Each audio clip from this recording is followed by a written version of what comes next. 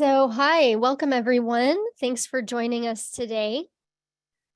Before we get started with our ORCID workshop for researchers, I have just a few logistics to point out. You'll notice that your microphone is muted and your video is off. Please just use the chat box to type any comments or questions. You can send a chat to either myself, I'm Sheila Rabin, or my colleague, Paolo Guhilde, my co-host. And if you send questions to Paolo, he can answer them as we go through the session. Otherwise, we'll have some time for questions and discussion at the end of the session. Also note that I have turned on the automatic transcription or captions, and so you can turn those on or off in your Zoom window. And again, this session will be recorded and the recording and slides will be made available to everyone after. So welcome and thanks for joining us for this ORCID workshop for researchers. My name is Sheila Rabin, and I am the program leader for persistent identifier communities, including the ORCID US Community at an organization called Lyrasis. We provide consortial services for libraries, archives, museums, and related knowledge communities. So whether you are familiar with ORCID or maybe you've never really heard of it, ORCID is an increasingly important factor of your digital identity and impact as a researcher, and it's designed to help you save time. And so I will talk about more of these kind of benefits in a minute. So to help you get the most value from ORCID, today, we are going to cover an overview of ORCID, the ORCID ID and ORCID record, how ORCID can benefit you, and then we'll make sure you know how to get your own ORCID ID if you don't already have one, and we'll cover a few tips for how to save time in populating your ORCID record with information.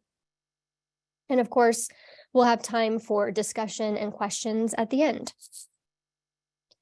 So for those who may be unfamiliar, or as a refresher for those who already know, what is ORCID? ORCID stands for Open Researcher and Contributor Identifier.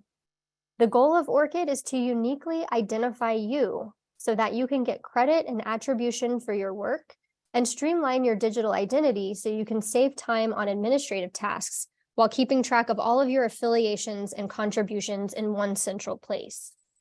ORCID is a nonprofit, community-driven organization that serves the entire global research community. ORCID provides researchers with what we call an ORCID ID, a 16-digit number that is unique to you, so you can distinguish yourself from other researchers despite the complexities that come with identifying ourselves by name. Anyone can get their own ORCID ID for free, and it will look something like this. This ORCID ID belongs to our volunteer researcher, Sofia Maria Hernandez Garcia. And you'll notice that the ORCID ID looks like a link, and that's because it is. Your ORCID ID links to what we call an ORCID record. So if we click on this ORCID ID link, we're taken to Sofia's ORCID record, which is populated with information about her, similar to what we might see on a CV or resume. Things like her employment information, which you're seeing here on the screen.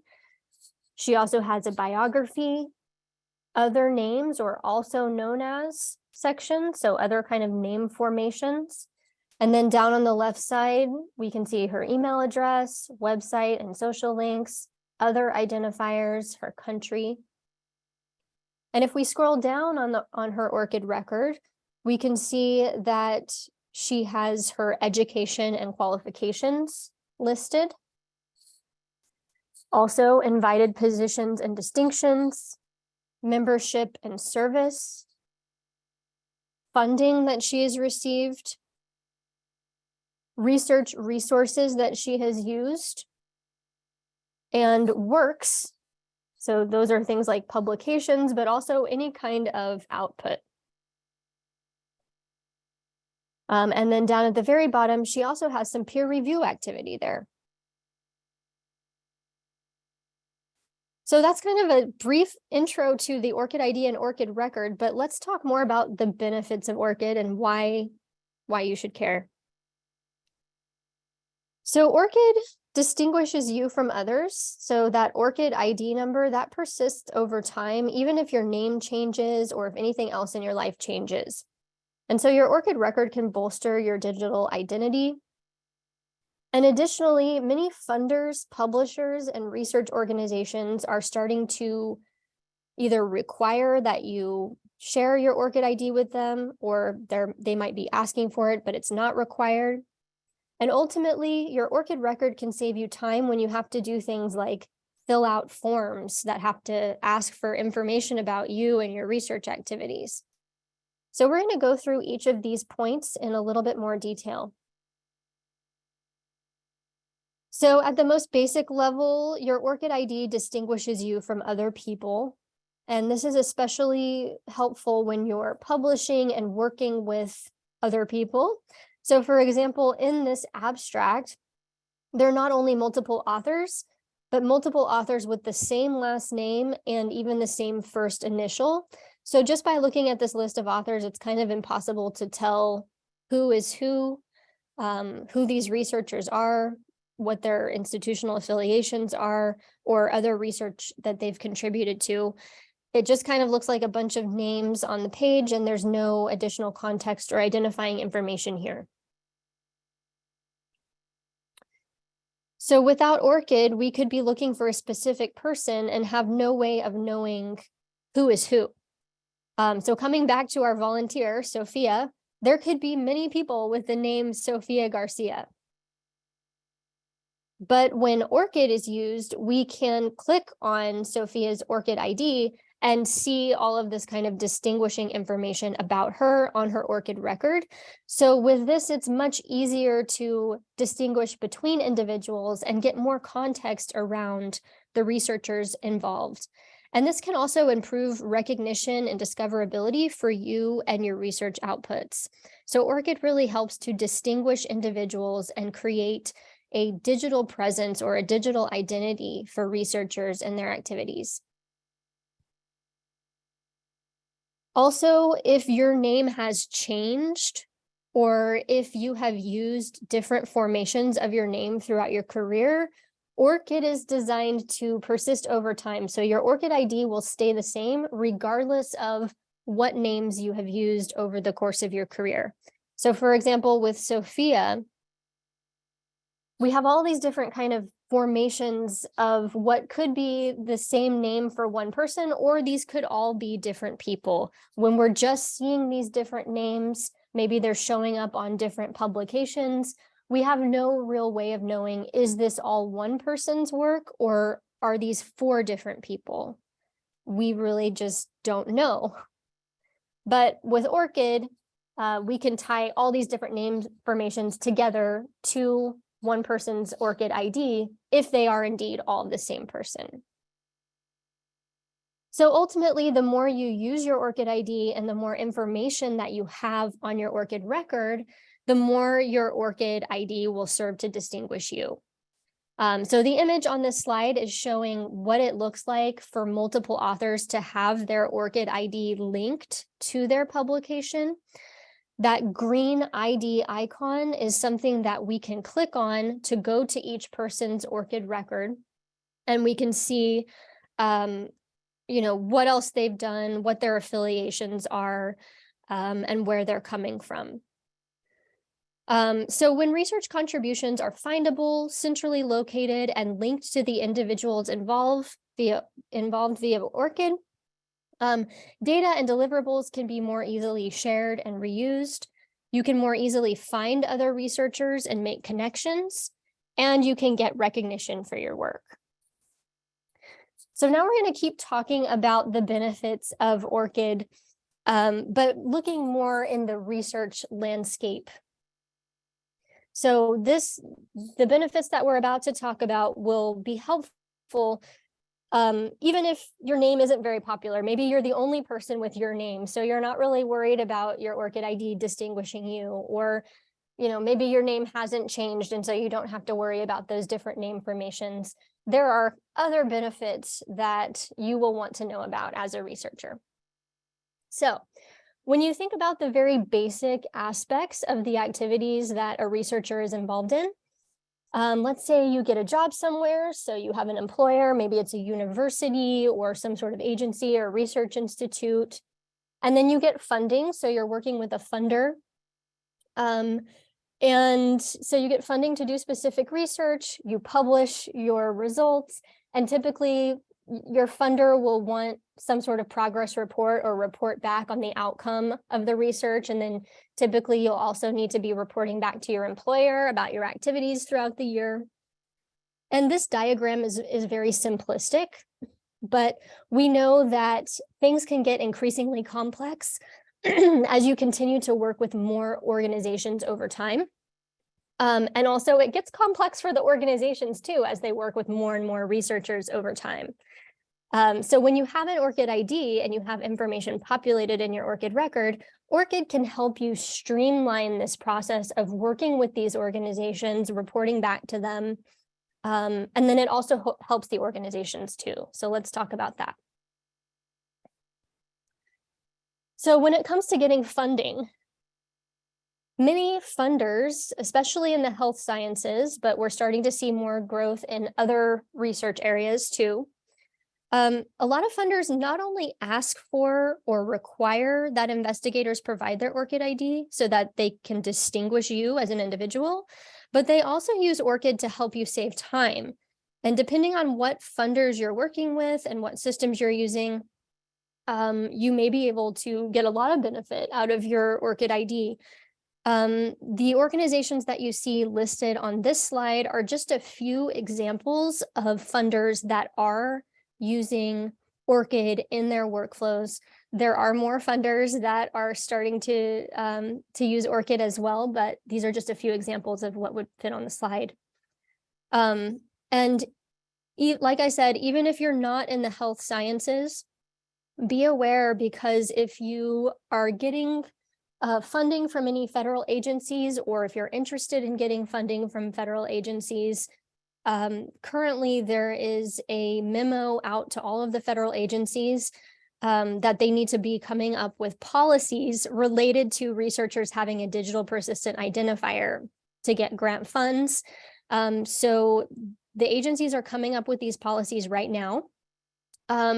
Currently, you know, the National Institutes of Health, NIH, for some of their grant programs, they require that you have an ORCID ID. Some of the other agencies like the National Science Foundation, Department of Energy, NASA, all these types of funders are either going to be requiring ORCID IDs or asking for them. So this is something to be aware of. We're expecting to see more of this kind of usage of ORCID coming up in the next few years. So some funding systems will allow you to sign in using ORCID, like you're seeing here. This helps you save time so you don't have to remember yet another password. And this example that you're seeing on the screen is from a system called Proposal Central, which many funders use.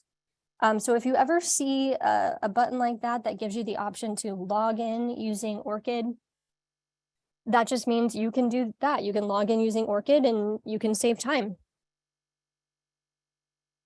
Another thing that some funding systems will allow you to do is import information from your ORCID record directly into your funding applications and also into progress reports so that you don't have to spend time filling out forms and retyping everything over and over again. So the Proposal Central platform that I mentioned allows for this. And then also what you're seeing on the screen here is an example from Science CV, which can be used to create a biosketch for NIH or NSF funding applications. So when you're creating a new biosketch, you can select ORCID as an external source, and the system will automatically pull in all of your information from your ORCID record, such as your bio, your employment history, your educational background. And then when you go to put in your works or related publications on your biosketch, you can select and import those from ORCID too. So again, this kind of helps you save time. You can store all of your information in your ORCID record and then just import that data into whatever system you're using. So not all systems are set up to do this, but some of them are, and we're starting to see more of this. So it's something to keep an eye out for. And some funders will actually add your funding award to your ORCID record for you, so you don't even have to update that information yourself. So this, what you're seeing on the slide, is an example of funding that a researcher received from the Children's Tumor Foundation. And you can see the source of this entry is the Children's Tumor Foundation, which means that the foundation added this funding information to this person's ORCID record on their behalf. So again, that saves you time too. If your ORCID record is being updated for you, you don't really have to worry about that. Now for publishers, we've got the same basic thing. Many of you already know that publishers often require or ask for your ORCID ID when you submit a manuscript, and publishers have been doing this for quite a long time, longer than the funders. And this list here, again, is just a few publishers that are using ORCID. There are many, many more, but this just kind of gives you an idea. The benefits here are similar to what we saw in the funding workflows. So some publishing systems allow you to sign in or log in using your ORCID so that you don't have to remember a different password for each publisher that you're working with. And some publishers will even automatically add will import information from your ORCID record if you have to fill out a form. Maybe it's just your name and email, but it saves you that little bit of time when you're submitting something to a publisher. And then again, publishers can also add information to your ORCID record for you. So if you publish something and the publisher has your ORCID ID and you've made that connection, you can sometimes have your publication added to your ORCID record for you without you having to do that, which again saves you time. And then last but not least, research institutions, especially universities, are also increasingly using ORCID in their workflows. And these are just a few examples from the United States. In our ORCID US Community Consortium, we have almost 200 organizations that are participating as ORCID members. So again, this is just giving you a little sample of an idea. Similarly to funders and publishers, some institutional systems can allow you to connect your ORCID ID with the institution. So the example that you're seeing here is from Stanford, where researchers can connect their ORCID ID with their Stanford ID in order to allow information to flow between their ORCID record and Stanford systems. And institutional systems like research information management or reporting systems can also, but depending on what systems you're using, be set up to allow you to import information from your ORCID record so that you don't have to re-enter information over and over again. The example that you're seeing on the screen here is a system called Faculty 180.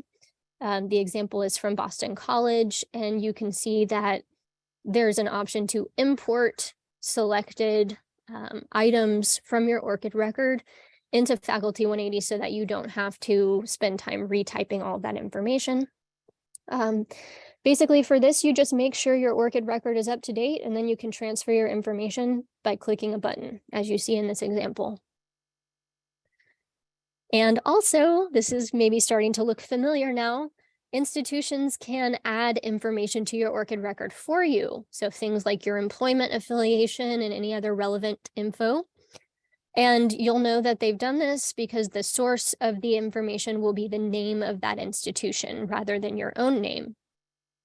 And so having information on your ORCID record with the source being the name of an organization, that kind of adds a degree of authority and trustworthiness to that information in your ORCID record, so that when other organizations read that information from your ORCID record, they can know that basically your organization verified that you do work there, or you did get that funding, or you did publish that paper.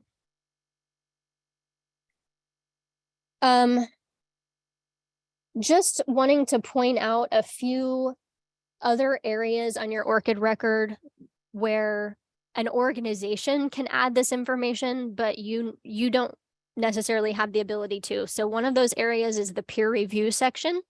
So if you have done any peer review for any journals, if they're asking for your ORCID ID at any point during that peer review workflow, go ahead and give it to them, because that probably means that they're going to be adding that peer review activity to your ORCID record for you, as you can see in this example from Publons. But you cannot add peer review activity to your own ORCID record. It would have to come in through an organization like this. And then the other area is a relatively new section of the ORCID record that is called Research Resources. So this is basically like any special labs or equipment or facilities that you have had to use over the course of your research, especially if you have to basically apply to use that facility or lab. So for example, on this slide, we can see that this person used a high flux isotope reactor at Oak Ridge National Laboratory, and the lab added that usage to the person's ORCID record, confirming that yes, this person used that resource in the course of their research. So again, this is another one where the organization can add it, but you cannot add this one to your own ORCID record. So basically, ORCID is used by funders, publishers, and research institutions across the globe to uniquely identify the researchers they work with and to make any application and reporting requirements easier for researchers by allowing data to be transferred between ORCID records and local systems. So in this graphic, you can see the researcher at the center with their ORCID ID and ORCID record. And then the organizations that the researcher works with are able to connect with the researcher through their ORCID ID to get information about the researcher, but also to add relevant information to the researcher's ORCID record for them. Again, the whole idea behind this is saving time. And the other idea behind this is that you or the organizations that you're affiliated with can populate your information in your ORCID record once, and then you can reuse that information from your ORCID record anytime you have to provide it to other organizations. But just take note, not every organization or system uses ORCID in this way yet. So the best approach is to just keep an eye out for this green ID icon when you're working with these types of organizations. And if you see it, use it so that you can save time by doing one or more of the following: signing into a system using ORCID, importing information from your ORCID record to fill out forms and report activities, and then also sending information from other systems to your ORCID record for future use. So if you don't have an ORCID ID, it takes about 30 seconds to get one, and it's free. You would go to orcid.org/register, enter your name, enter an email address. It is recommended to enter more than one email address, just in case you lose access to whatever email address you entered. So maybe, for example, if you work at a university, use your university email, but also you might have a personal Gmail account or something like that. So it's recommended to use both for account recovery purposes, just in case. And then you will create a password for your ORCID account and set your notification settings. There's also visibility settings. So these would be your default visibility settings for any information that gets added to your ORCID record, whether you want it to be public or everyone can see it, only trusted organizations being able to see it, or completely private. And this is just your default setting. You can always go back and change this, and we'll talk a little bit more about visibility settings in a minute. And then finally, you'll select that you agree to the terms of use and that you're not a robot, and then you can register. If you try to register for an ORCID ID, and the system recognizes the email address that you're trying to use, maybe that email address is already in the system as being associated with an existing ORCID ID, you will get a little pop-up message saying, hey, it looks like you might already have an account. Maybe you created it and you forgot about it. So just know that if you can't remember if you already have an ORCID ID, the system will try to prevent you from creating more than one. The idea is that you'll have one ORCID ID throughout your entire career so that all of your activities can be tied to that one account. A few notes about signing in. You go to orcid.org/login, and you can, of course, sign in using the email address and password that you created for your ORCID account. But you can also sign in with Google, you can sign in with Facebook, or you can select the access through your institution option that the red arrow is pointing to on this slide. Most universities in the United States are set up to allow you to sign into your ORCID record using your university or institutional sign-in credentials. So you can click on that button, search for the name of your organization, and if it appears, you should be able to sign in there. So that can be helpful if you don't want to have to remember yet another password for your ORCID account. So once you have your ORCID ID, registering for your ORCID ID is the first step, but remember, to really benefit and save time with ORCID, you need to make sure you have information populated in your ORCID record. So we're going to talk about the different ways to do that and some tips and tricks. So the more information that you have in your ORCID record, the more it will serve to distinguish you, and the more you can save time when you're interacting with any ORCID-enabled systems. So the ORCID record provides space for you to include biographical information about yourself, which includes any other names you may have gone by. Also employment and education information, memberships and service, invited positions and distinctions, funding you've received, works you've produced, and remember, the peer review and research resources sections can only be added by trusted organizations. We'll talk more about what that means in a minute. So again, these visibility settings are an important thing to know about. As an individual, you have full control over the visibility of any information that you add to your ORCID record or that gets added to your ORCID record for you. So you would have already set your default visibility settings when you registered, but for each individual item in your ORCID record, you can also choose what level of visibility you want those items to have. So the first option is everyone. This means that the data will be public and anyone on the internet will be able to see that information. There's also that option to make the information completely private using the only me setting. This means that that information will only be visible to you and no one else. That also means that you would not be able to import that information into another system like ScienceCV or any other system you might be working with. And then you can also choose the trusted parties option, which means that only individuals that you designate or organizations that you connect your ORCID ID with will be able to see that information. So with these visibility settings in mind, let's get started populating information in your ORCID record. So information can be added to your ORCID record in a few different ways. One, you can add information to your ORCID record yourself manually, so manual entry by you, or you can designate a trusted individual to add information to your ORCID record for you. For the works and funding sections of ORCID, you can use what we call search and link wizards. These are built-in databases where you can basically claim items to your ORCID record.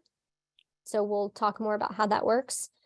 Or you can connect your ORCID ID with organizations that you work with so that those organizations can add information to your ORCID record for you automatically.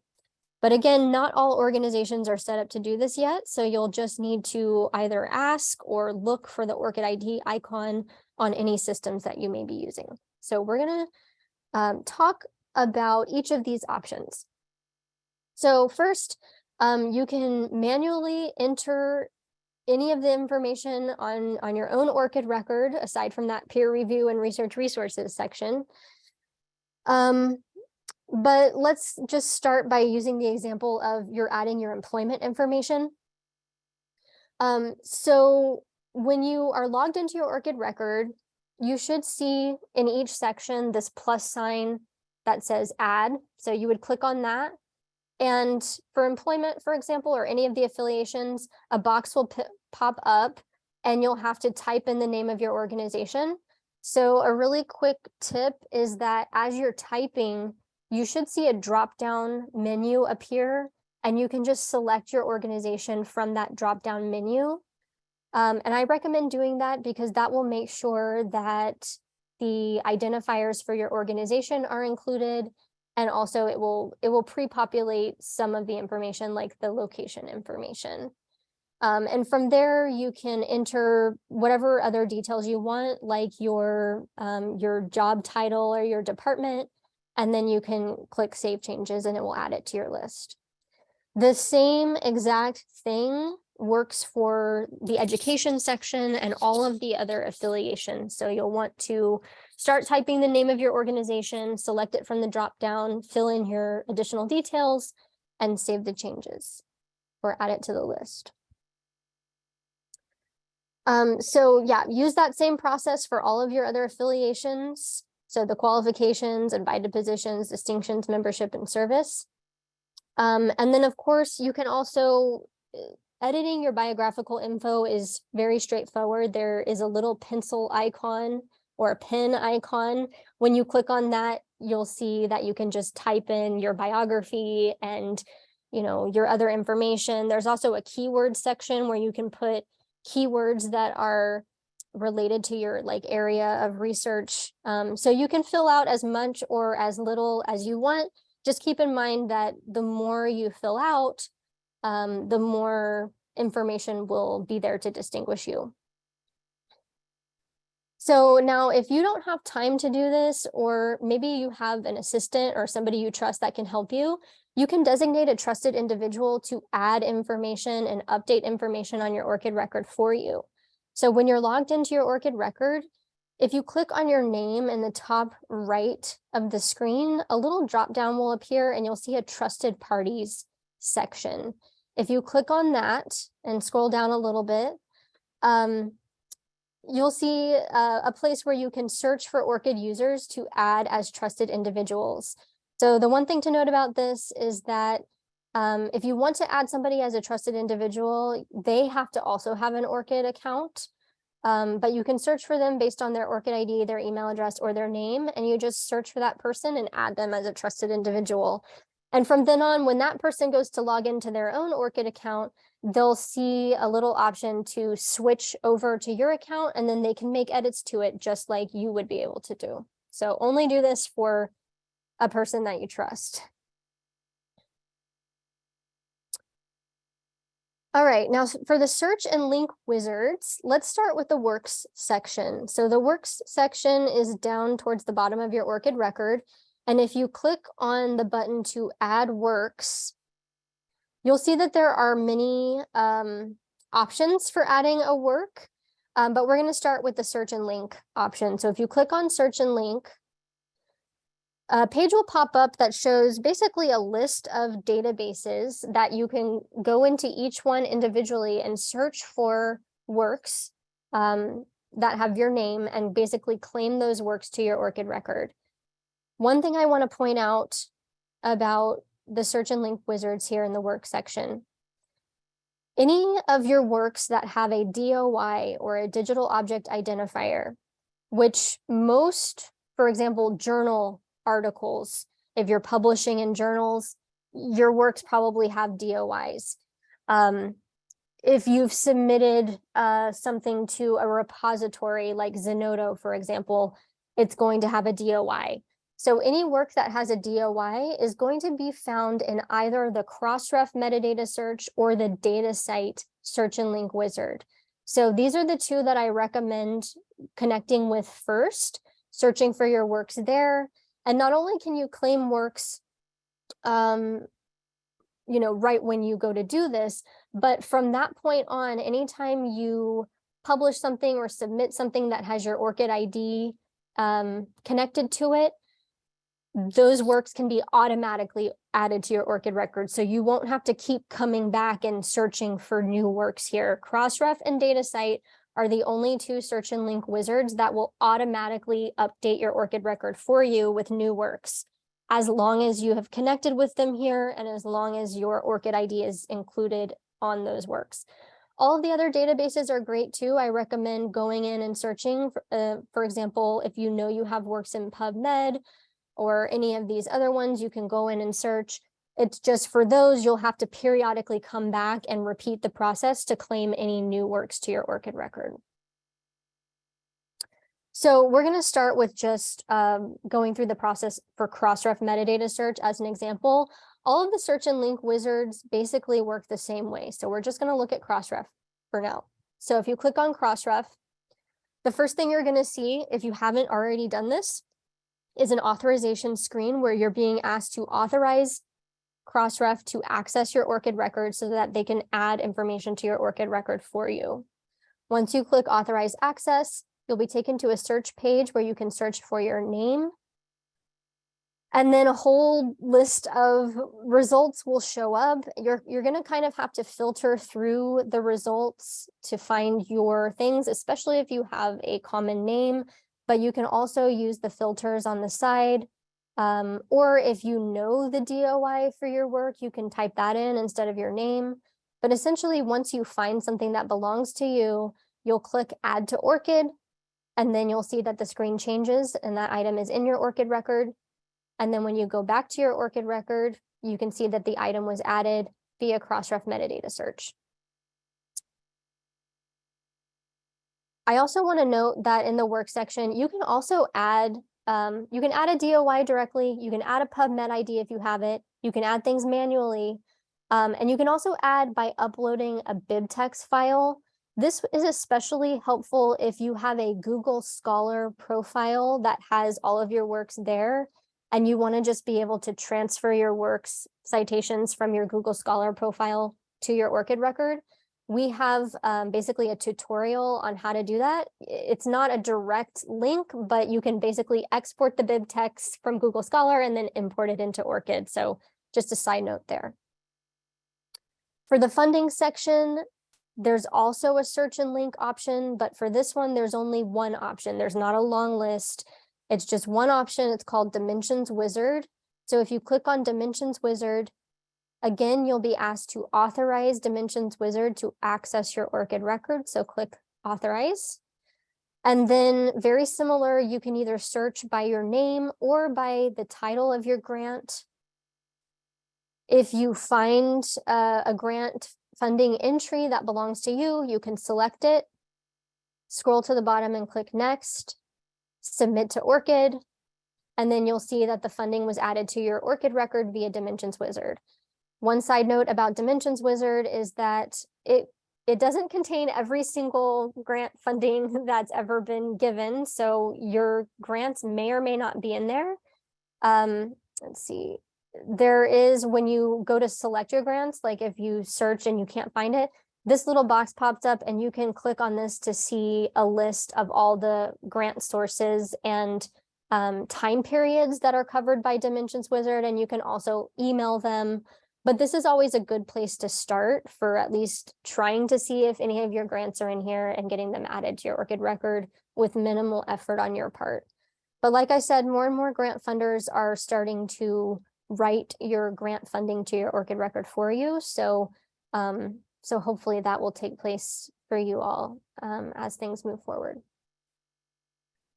So for trusted organizations, this is the final method of having things added to your ORCID record. This is basically any organization that you have authorized to gain access to your ORCID record. And in many cases, these trusted organizations can add information to your ORCID record for you, like we've seen previously. So in that same trusted parties tab of your ORCID profile that we saw earlier, in that little drop down, If you go to that, you can see all of the trusted organizations when you gave them access, and there's also an option to revoke that access. So if you've connected with, for example, the Crossref metadata search and link wizard, you'll see that listed as a trusted organization. This isn't just a few examples, again, of trusted organizations that have added information to people's ORCID records. So we know it's them because the source is appearing as the name of the organization. And that's pretty much it for at least this kind of intro workshop. The bottom line here is to just use your ORCID ID as much as you can. Keep an eye out for that green ID icon. That typically means that you can use your ORCID ID in some way when you're working with a certain system. You can also do things like include your ORCID ID in your email signature, or if you are giving a talk and you need to provide a speaker bio, you can just give a few sentences and then say, learn more about me at my ORCID record, and link to that. So it's just something to start keeping in mind. Start looking at your ORCID record maybe on a regular basis, like you would for keeping a CV or a resume up to date. Periodically going in and just making sure everything that you want to be there is there. That way you are prepared and ready to use it if you do come across any systems that allow you to use your ORCID ID. There are lots of resources available online to help you even further. Again, the slide deck will be shared, so you'll have access to all of these links. And with that, if you have any questions, it looks like we have about 15 minutes left in the session, so more than happy to take questions at this time. Paolo, have any questions come in for you? We do have quite a lot, actually. Okay. So let me scroll up and see if there are any ones that we can answer. So I've answered some of them already. Okay. So that's great. But let's talk about so how can one of the questions relates to basically connections with different systems, for example. So perhaps just kind of talk a little bit, how can researchers connect to ORCID via, whether they need to have a system that's integrated with ORCID or not, that sort of thing might be helpful for people. Yeah, so ORCID has an API, which stands for Application Programming Interface. It's basically a kind of technical mechanism that allows various other third-party systems to connect with your ORCID record. So that's what allows organizations to that's what allows you to like import data from your ORCID record into a different system, or have an organization write data to your ORCID record. So it's really up to each platform or system that's out there to integrate with the ORCID API. Some systems are integrated, others are not. For those that aren't, you'll know because you won't see anything there to, import data from ORCID or write data to ORCID. And for those, you could reach out to that platform and say, hey, can you please include ORCID or make it possible for me to connect my ORCID here? And they may do that.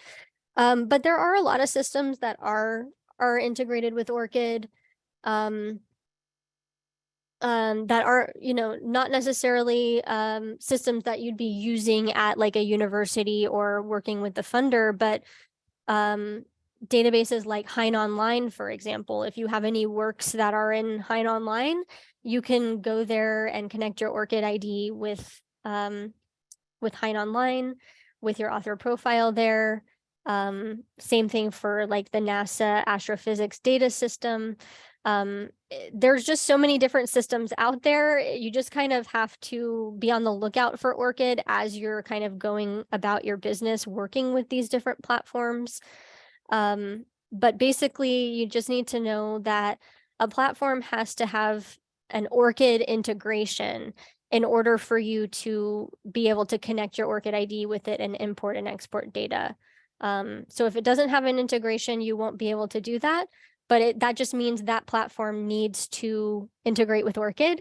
And if there is an integration, you should see that little green ID icon and some prompt to say, hey, log in with ORCID or connect your ORCID ID or import data from ORCID or something like that. So it's just something to keep an eye out for. Hopefully that helps answer the question. Great, thank you, Sheila. So another question also, let's see. One would be related to Google Scholar. So does Google Scholar have an ORCID integration? If not, you've talked about BibTeX earlier, so that's something that could also be mentioned again. Yeah, so Google Scholar does not have an ORCID integration. So you would not be able to connect your ORCID ID or import data or export data between Google Scholar and ORCID directly. However, we do have a workaround, which is when you're logged into Google Scholar, there's an option to export your works list to a BibTeX file. And then you can go back to your ORCID record and import that BibTeX file. And that link gives instructions on how to do that. But yeah, it would be great if Google Scholar had that direct integration, but they do not. But we do have that workaround. Great, thank you. All right, another question. How about patents? So how can you enter or add patents into your ORCID record? Is there a search and link wizard for that? Or what are the ways that you can put those information in your ORCID record? Yeah, so for patents, you'll probably have to add those manually. Unless your patent has a DOI, you'll have to add it manually, and that's absolutely something that you can include in your works section. So really any kind of intellectual property, any kind of output, anything you've created or contributed to can go in that work section. Great, thank you. And then we do have another one. It's a hypothetical scenario. So say I publish a journal article with X publisher, and I give them my ORCID ID. Will the publisher use Crossref to automatically update my ORCID record with that new publication? As in the next time I visit my ORCID record, will the new publication automatically be in my works section without me linking Crossref explicitly to my ORCID record or basically going to the ORCID website through adding a search and link wizard? Yeah, so if the publisher that you're working with is assigning Crossref DOIs to their publications, and you've given that publisher your ORCID ID during the manuscript submission process, the final step that has to take place before your ORCID record can be automatically updated is that you have to connect to the Crossref search and link wizard within your ORCID record. So that exact process that I showed you where you go to search and link, you click Crossref, you click authorize, you just have to make that connection once. And from that point on, any publications that have a Crossref DOI and have your ORCID ID connected to them will be automatically added to your ORCID record. You will not have to go back in and manually add anything or search for those things. They should just automatically get added to your ORCID record. So there are a few like conditions that need to be in place for that to happen, but most journals are using Crossref DOIs. And if they're asking for your ORCID ID and you've connected with that Crossref search and link wizard, meaning Crossref metadata search is showing up as a trusted organization in that trusted parties tab of your ORCID record, then yes, any future publication should just get automatically added to your ORCID record for you. Great, thank you, Sheila. So you do have a lot of those automatic claiming as well. So one of the questions is that how do I undo the record claiming, for example? So is there a way where you could undo that, maybe in Crossref, or is there a way where you could kind of, I guess, control the visibility of your ORCID record or entry? Yeah, so each entry on the ORCID record, let me see if I can actually get back to the slide. Let's see. There. So each entry on your ORCID record, you'll see this little trash can. So if you accidentally claim something and you do not want it on there, you can click that trash can and it will delete that entry off of your ORCID record. Also, every single entry has these three little icons. These mean the everyone, trusted parties, and only me. So you can go back in at any time and change that visibility setting whenever you want. So if you added something to your ORCID record and you actually don't want anyone to see it, you can make those changes here for each individual entry. Thank you. And another question, can you talk a little bit more about ORCID data privacy or security and data breach policies? Sure. So basically, ORCID does have like a terms of use and privacy policy that you can find online. You do have to accept the terms of use when you create your ORCID record. But what I can say about that right now is any information that is set to public visibility on your ORCID record, anyone who comes to your ORCID record will see that.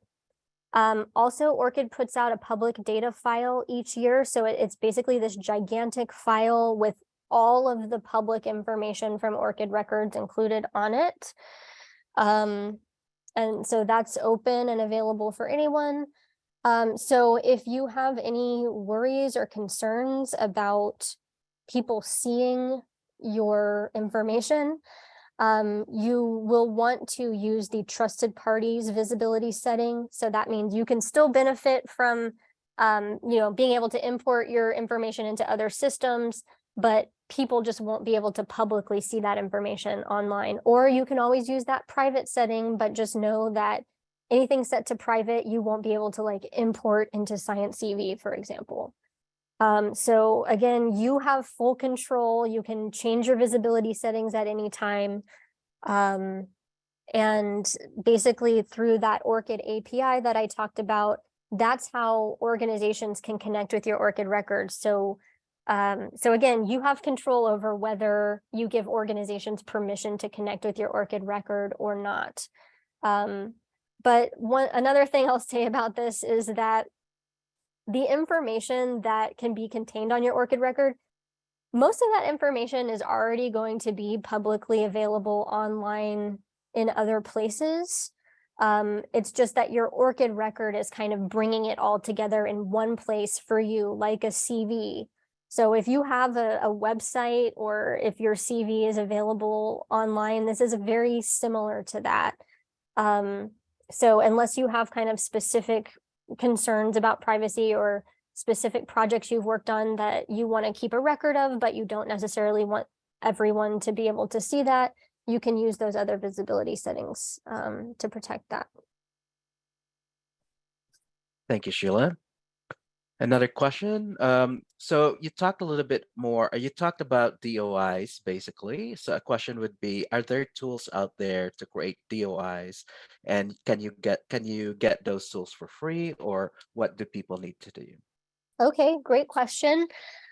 So DOIs can only be created or assigned to objects or resources by organizations that are members of a DOI registration agency. So the two DOI registration agencies that we use in the United States are Crossref and DataCite. So an organization would have to either be a member of Crossref or DataCite in order to assign DOIs to materials. So you could check with your organization to see if they're a member. They might be able to help you out if you need a DOI. There are some other options. So I mentioned a repository called Zenodo. Anyone can upload a paper or data or anything like that to Zenodo, and if you do that, your item will get assigned a DOI. So if you If you have some sort of output that you've created and you want a DOI for it, you could go to Zenodo and upload that, and it would be assigned a DataCite DOI. So that's kind of how that works. But really the best practice is to work with your organization if you need a DOI for something. Or if you are representing an organization, to become a member of either Crossref or DataCite. Thank you, Sheila. Okay, another question. Can you ask journals to add your peer reviews after they've been done? You certainly could reach out and ask. I'm not certain what their answer would be. Most journals, if they are set up to add your peer review activity to your ORCID record for you, they will already be asking you for your ORCID ID at some point during that peer review process. But it never hurts to reach back out and ask, because it could be that you did peer review a while ago, and since then maybe they have set up the process to write that to ORCID. So I would say it never hurts to ask. But typically, if that process is set up, you would have been asked for your ORCID ID at some point during that process.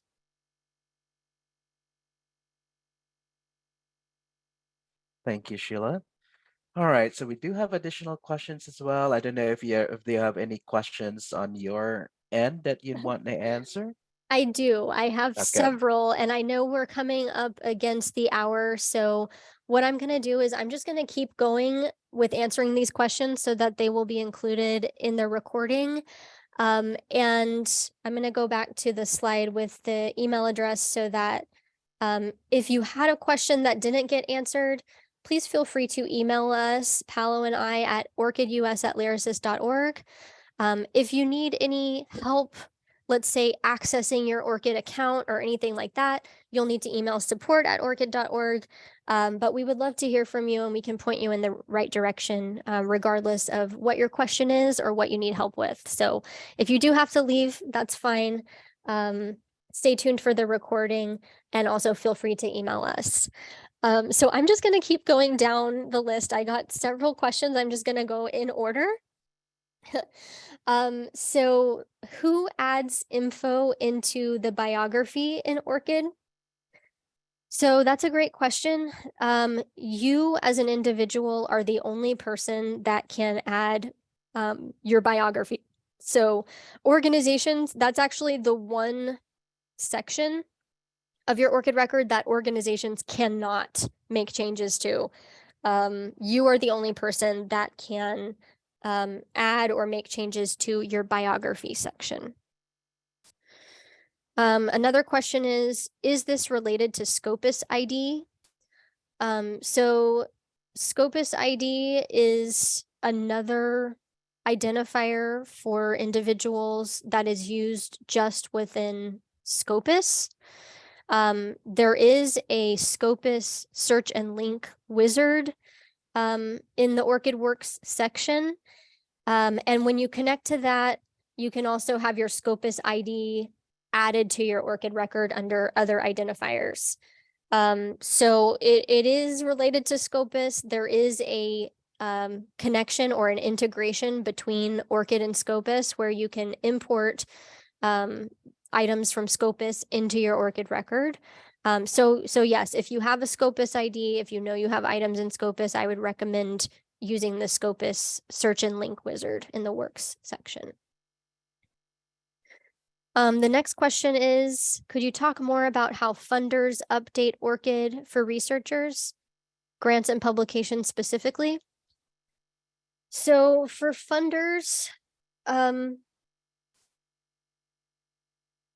so basically what will happen if you're working with a funder that is using ORCID, because not all funders are yet, typically the funder will either ask you for your ORCID ID when you first go to apply for a grant, or they will require that you connect your ORCID ID with them. So you'll kind of have an idea of whether or not your funder is going to be helping you with ORCID from the beginning in that way. And usually that's part of like the application process and whatever system the funder is using for you to apply for funding. If you receive funding, and that funder has your ORCID ID and you've gone through that authorization process with that funder, they do have the ability to basically write that funding award to your ORCID record for you. Again, not all funders are doing this, but it's something we're starting to see more of. So typically a funder is just going to write your grant award to the funding section of your ORCID record. Some funders also have like a kind of a peer review process for the grants. And so if you were a peer reviewer for a grant, they can write that information to your ORCID record too. But funders typically are not going to be the ones to add publications to your ORCID record for you. That would need to take place either by you adding your publications to your ORCID record, or the publisher, or one of those search and link wizards like Crossref, for example. So yeah, basically there are kind of steps in the process that the funder needs your ORCID ID, and you would have had to go through that authorization process with the funder. And they would need to have their system set up to write that data to your ORCID record for you. So if you're unsure, you can always ask your funder, tell them you would love for that to happen if they're not doing it. You can also send them my email address. Happy to talk to anybody about ORCID. But yeah, funders are typically just going to be writing those funding awards to your funding section, not the publications. That usually comes through a different source. There's just a question about the recording and can we get a written copy of this? Yeah, absolutely. I'm going to share the slides, and the slides will have the speaker notes. Also, the video has is going to have captions, a transcription, so I can make sure to include that.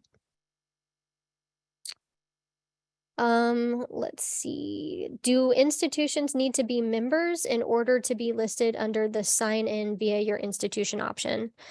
That's a great question. No, your institution does not need to be an ORCID member in order for you or others to sign in using your institutional credentials. So you don't have to be an ORCID member.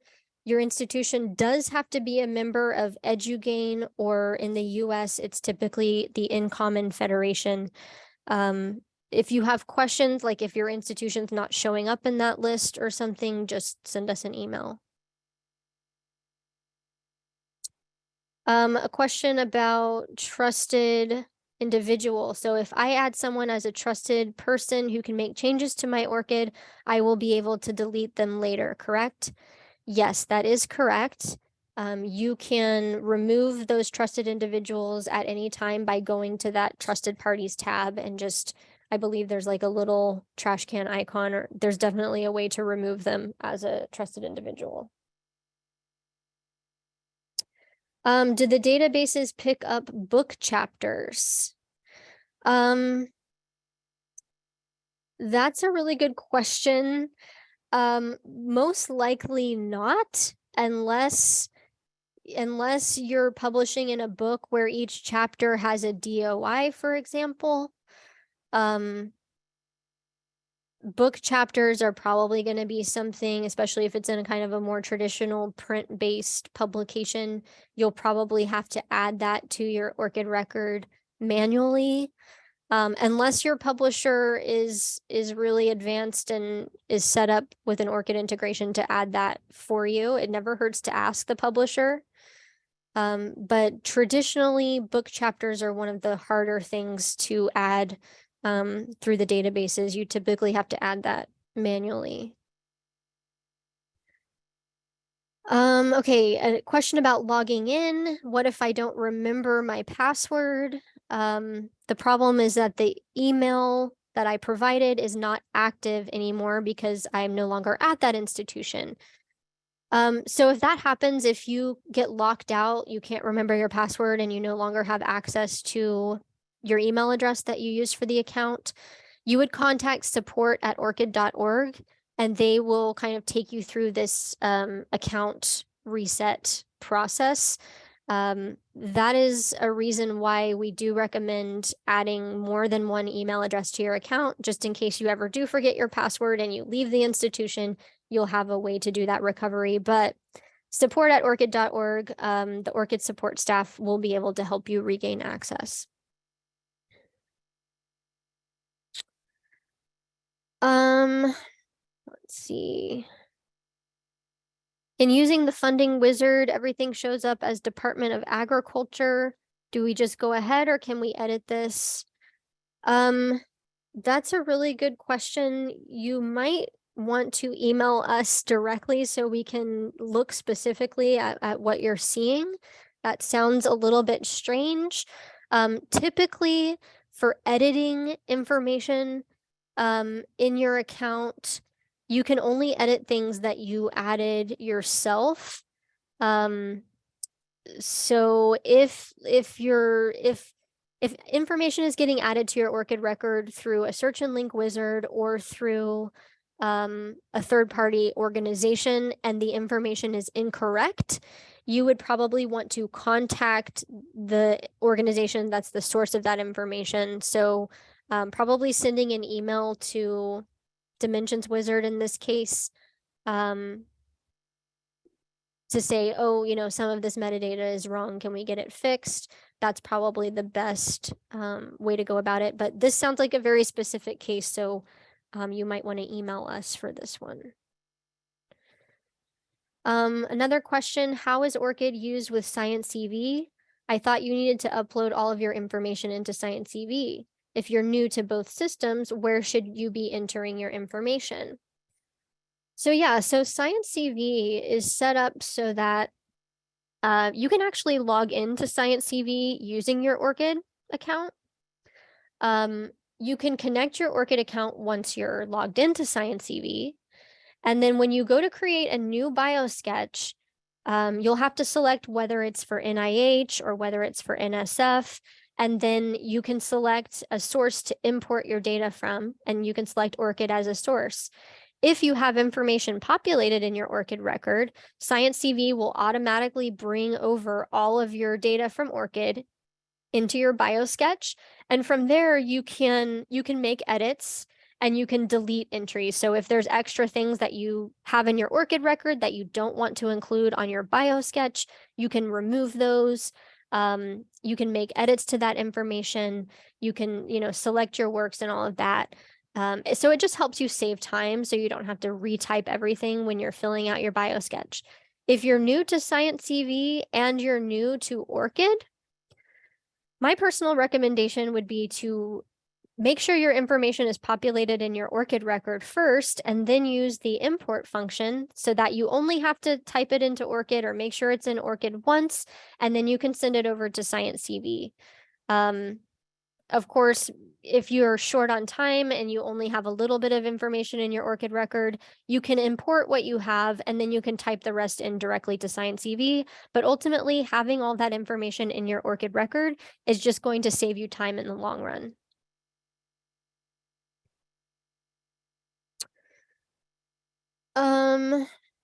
Are there any security concerns with all of this? Like, can it get hacked or can someone falsely link something? I have never heard of anyone's ORCID record getting hacked. I think the chances of that happening are very low. It is possible for someone to, create like a fake ORCID account or, use your ORCID ID on something that actually they did that's not yours. But the thing is that ORCID has kind of this dispute procedure. So if somebody is claiming something on their ORCID record that they didn't actually do, or if your ORCID ID is starting to show up somewhere and you're like, that's not me, I didn't do this. Basically, you just email support@orcid.org. and they will take care of the situation. Usually what it involves is they contact the email address that's associated with that account. And if they don't get it resolved, that account gets locked. And basically ORCID will work with you if anything related to that kind of security issue does happen. I have never heard of anything like that happening. But I mean, just like with any online platform these days, it's just good to be aware, and just, be vigilant. If you notice anything strange, contact ORCID support. Yeah, so the support emails are here on the screen.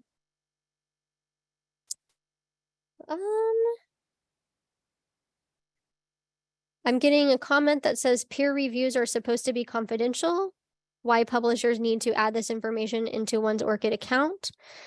Yeah, so if you're doing if it's supposed to be a blind peer review where no one's supposed to know what you reviewed, the peer review will only have the name of the journal. It's not going to have the name of the journal article that you reviewed or anything like that. It will only have the name of the journal, just indicating that you were a reviewer for that journal, but no information is going to be disclosed around what articles you reviewed or anything like that because of that confidentiality.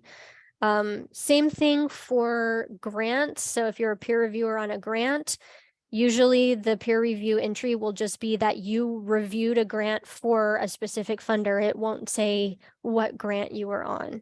So that's a great point. How do you connect Publons with ORCID? That's a really great question. There is documentation online. I can't describe it to you right now, but I would say Google ORCID and Publons. And I will try to find that documentation and include it in the email when I send out this recording and slides. Oh, somebody's saying that their book chapters by Routledge show up in the system, so that's great. Another question about Science CV. Should administrators or trusted individuals have both Science CV and ORCID accounts to assist faculty with their information? That's a good question. So of course, ORCID and Science CV are two different platforms. If your faculty need help populating their ORCID record, then they will need to set you as a trusted individual in their ORCID record. If your faculty need help with their Science CV, they're going to have to set you up as a delegate in Science CV. But if you're a delegate for someone in Science CV and you want to be able to import their ORCID data into Science CV, that person would have needed to made that connection between their ORCID ID and Science CV before you go in as a delegate. So if you're helping a faculty member, just say, hey, I need you to go into Science CV, connect your ORCID ID, which they can do by logging in with their ORCID. And then from there, you can go in as a delegate and import their ORCID information into Science CV for them. Another great question. How can we make sure that the cross-reference does not double import the same record that may be cited slightly differently by two different sources? That's a good point. So in the works section of your ORCID record, let's say you entered something that you did manually, but then it also got added from Crossref, or you added it from another source or a publisher added it, and you just have multiple entries for the same work. The caveat here is that if the work has a DOI or some other identifier, and that identifier is the same in every entry, ORCID will automatically kind of collapse those entries together with one preferred source showing up on top. And the only way ORCID knows how to do that is by the presence of that same identifier in all of the different entries. So that's how they know it's one work. There is another mechanism that there's these little check boxes next to each work entry in your ORCID record. So if there's no DOI or no identifier, you can select the duplicate entries and manually kind of group those together. So there's a process for doing that. And you can see it in the works section of your ORCID record. You just use those little check boxes and then click group together, manually group together.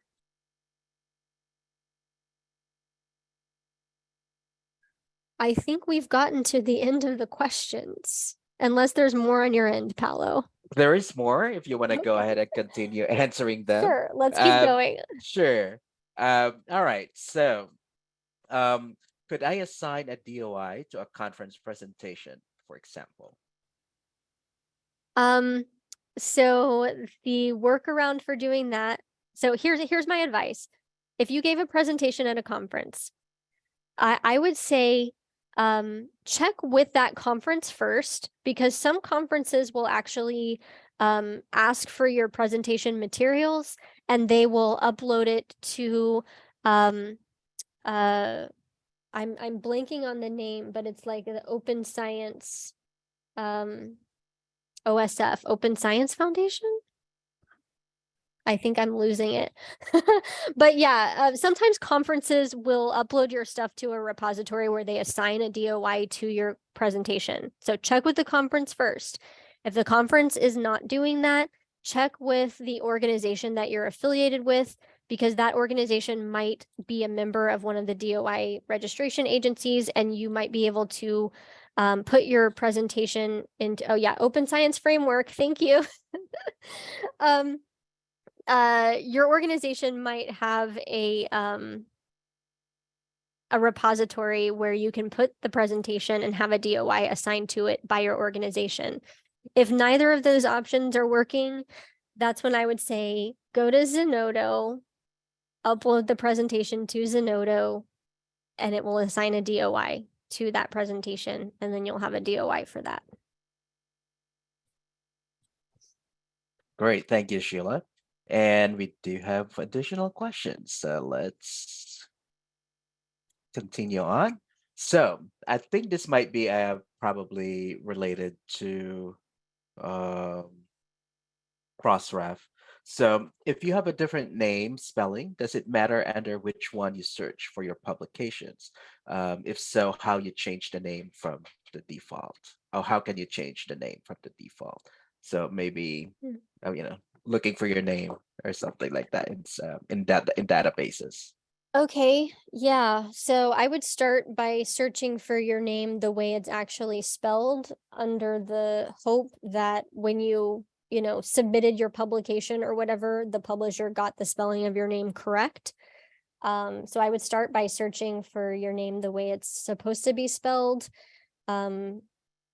But if you're not finding anything, you could also search for maybe a more common spelling of your name to see if there's anything, maybe there was a misspelling. If there is a misspelling of your name, that's showing up in a work citation, in order to get that corrected, you have to basically contact the publisher and ask them to update it or change it. So that, depending on what publisher you're working with, you might be able to get that to happen right away, or who knows. But if basically you just need to know that if there's anything wrong or misspelled in your metadata of your citation, you have to actually contact the publisher to get that fixed. Great, thank you. And this might be probably the last question. Is there a webinar on how to become an organizational member? And maybe perhaps talk about how can an organization be a member of ORCID? Oh, that's a great question. So we do have several webinar recordings, one of which I believe, or we might have actually more than one, over the last 5 years related to different topics about ORCID. I know we have one that's like the benefits of ORCID for research organizations. We have a YouTube channel. Our ORCID US Community YouTube channel has all of these recordings available. So we do have materials out there. Or, what I recommend is emailing us and setting up a Zoom call with me and Paolo, and we can really speak to the specifics of your organization and what would work best for you. If your organization is a nonprofit in the US, you can join our consortium, so we can give you all the details about that. Otherwise, you can still become an ORCID member, and we can point you in the right direction. But yes, we love hearing from organizations that are interested in membership. We are more than happy to help you out there.